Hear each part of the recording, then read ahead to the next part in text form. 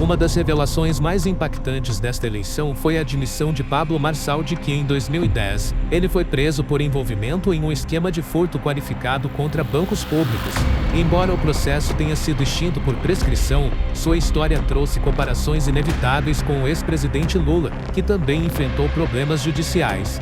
O reconhecimento público de seu passado criminal pode afetar a campanha de Marçal, especialmente entre eleitores que se posicionam contra políticos com históricos criminais. Ainda assim, sua franqueza ao admitir o ocorrido parece não ter abalado seu crescimento nas pesquisas até o momento.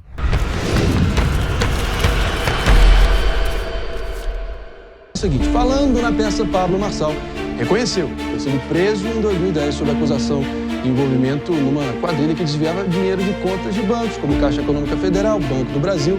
Segundo o empresário e ex-coach, foram 4 dias detido na Superintendência da Polícia Federal. Ele foi condenado pela Justiça, no caso, evidentemente, pela Justiça Federal de Goiás por furto qualificado, mas não chegou a cumprir pena e o processo, avançando com o passar do tempo, acabou prescrevendo em 2018, após a sua defesa de Pablo Marçal apresentar os recursos.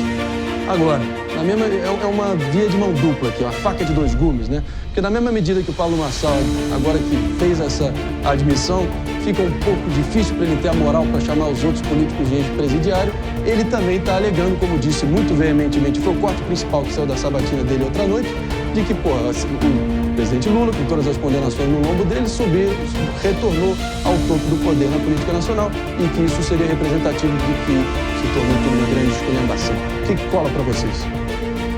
Pepe? Ô Marinho, eu sou muito garantista, né? Eu sou muito técnico da situação, realmente relacionado com os aspectos jurídicos. E a ação contra o Pablo Marçal transitou em julgado e absolveu ele. Então, teoricamente, ele é inocente. Apesar de não ter sido julgado no mérito, ter sido declarado inocente por conta da prescrição, ele é inocente. Mas isso tem uma razão, né? A narrativa de parte das pessoas que falam que não votariam ex-presidiário, né? Narrativa política, não jurídica, teoricamente escola ele também, né? Porque ele foi ex-presidiário. Mas, no meu modo de ver, como um analista político-jurídico, ele é inocente porque não foi julgado. Isso vai fazer parte da narrativa política entre os candidatos e durante as eleições. Vamos ver como é que ele vai se defender. Meus amigos. Ana Bia? Mas, juridicamente falando, não é que ele é inocente. É que o mérito deste processo não foi analisado, porque até chegar uma decisão definitiva foram tantos recursos que a pena foi extinta. Eu acho que essa é uma diferença relevante que a gente precisa fazer. E vale também para o caso do próprio presidente Lula, porque ele fala que ele foi inocentado e, na verdade, não houve um julgamento de mérito, porque o processo foi todo anulado. Aninha, não vou entrar na tecnicidade. A questão é o seguinte, o princípio da inocência diz o seguinte, qualquer um é inocente até o trânsito em julgado de sentença penal condenatória. O trânsito em julgado, ele é inocente, não teve nenhum tipo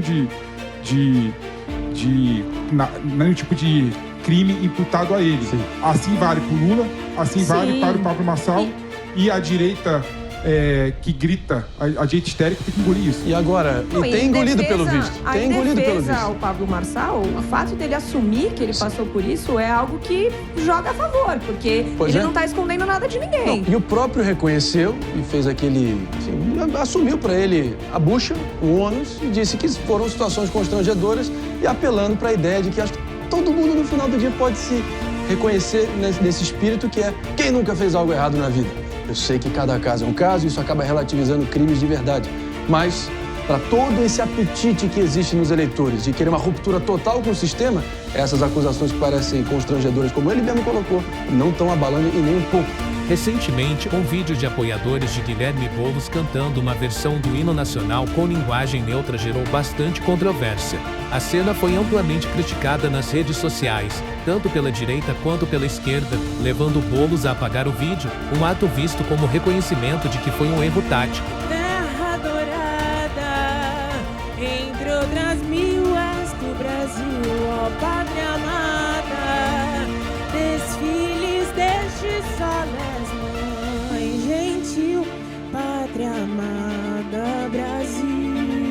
Ontem deu o que falar, depois que, claro, viralizou ali vários militantes do pessoal, do PT, da esquerda paulista, bradando o hino nacional, só que com uma versão com a linguagem neutra. E eles disseram: desfiles desse solo, és mãe gentil, pátria amada, Brasil. Meu Deus do céu. E o comício, claro, Guilherme Boulos ali olhando. Eu não sei se vocês perceberam, na hora que eles lançam desfiles desses desfiles, o Lula até... Qualquer sujeito que faz essa linguagem corporal vai ver que o Lula dá uma... Meu Deus do céu, ele dá uma coçada assim na bochecha, como se estivesse pensando que desnecessário, né? O vídeo foi apagado das redes sociais, acho que isso é o maior atestado de arrependimento. Jair Bolsonaro anunciou apoio oficial a Ricardo Nunes, atual prefeito e candidato à reeleição. No entanto, há uma clara divisão dentro do bolsonarismo, já que muitos apoiadores de Bolsonaro estão se voltando para Pablo Marçal. Essa divisão pode impactar negativamente a transferência de votos. Essa estratégia, embora seja muito conhecida, talvez não seja a mais moderna e atual. O que a gente está vendo é um crescimento aí absurdo do Pablo Marçal, porque ele é um ídolo ali das redes sociais, ele maneja muito bem as redes sociais. E hoje, cá entre nós, quem vai parar, ligar a televisão no horário político lá e assistir o que os candidatos estão falando?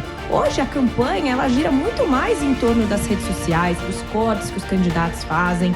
Um ou outro assiste debate, mas a maioria sabe o que aconteceu no debate porque depois vê na rede social. Então eu não sei, pode ser que seja a última gota de esperança ali do Ricardo Nunes, mas eu não sei se vai ter todo esse efeito que ele está esperando. Porque a gente sabe e a gente consegue ver isso muito claramente, que hoje a campanha se dá nas redes sociais, no Instagram, no YouTube, e talvez seja por aí o caminho que ele precise tomar.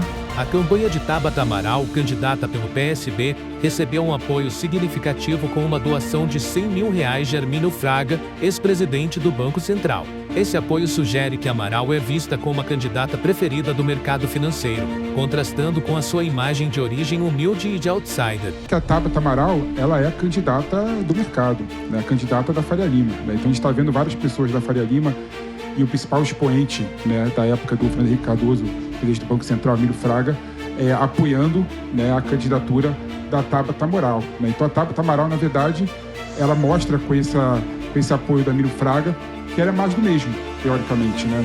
Apesar de querer passar uma roupagem, de ter vindo da favela, da periferia, mas ela foi a e ter única crescido na vida em relação aos seus próprios estudos e méritos, ela é a aposta do mercado, né? Em relação a isso, não tem nada de muito novo para ela, né? Mas ela, de fato, é a única pessoa que está conseguindo colocar uma narrativa contra o Pablo Marçal. Aí tem uma questão que eu queria colocar só para terminar, Marinho, que eu acho importante, né?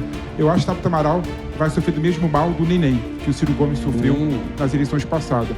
Nem Bolsonaro e nem PT, né? E o Ciro Gomes saiu de 13% de intenção de voto para quase 2%, né? Então não há espaço na nossa polarização política para um político que é nem.